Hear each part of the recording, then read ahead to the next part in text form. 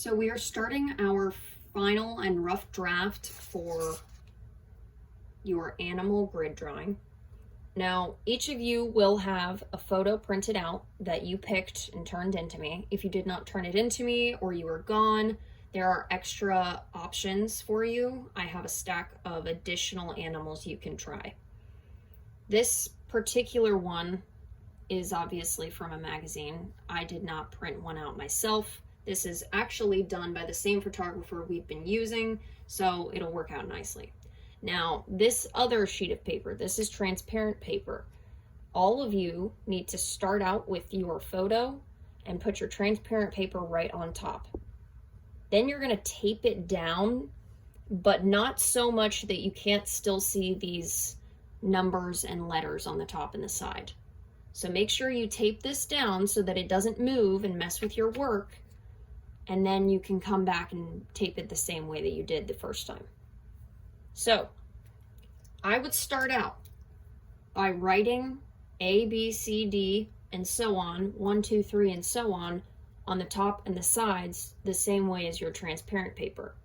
That way you can maneuver it to where it is like a battleship grid, and you have B2, C4, C7, etc. So the idea is, when you go to one section, now you will have construction paper. This is one is ripped, but you will have the same construction paper. You're going to break it up into either columns or rows, and I would individually block off sections so that you can only really see one or two at a time. Okay, so if I was going to go by columns, and let's say I was starting from the bottom and going up, okay? My first little thing that I would draw would be this corner right here. So this is actually B9, okay? So I would go down, I would find B9.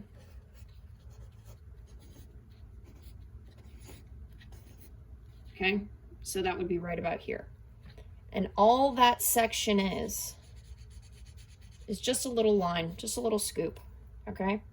Now, all of these sections need to be drawn really, really, really lightly with your pencil. If you have a really hard mark, it is going to be super hard to erase, and it's going to stay there for a very long time, and it's going to ruin your piece.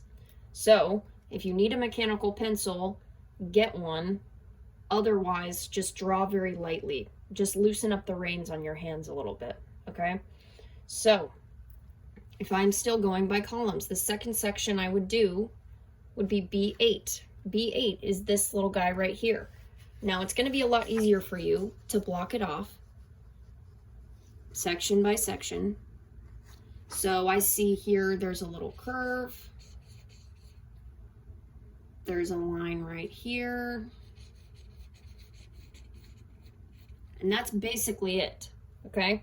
Now, the important thing I want you to note is I do not want this to be dark. I do not want this to be perfect, because eventually we are going to put colored pencil on top of this. So I don't want you to do any sort of shading or texture yet, okay? We will get into color mixing and color matching with our colored pencils, but for now, this is our main priority, is drawing it out. So just basically get done the contour lines, the outlines, etc. Okay?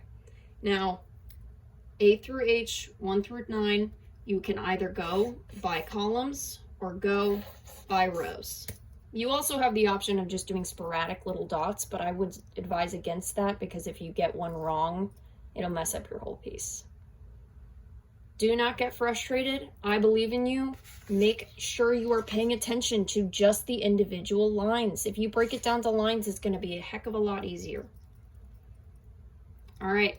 I will see you guys Tuesday.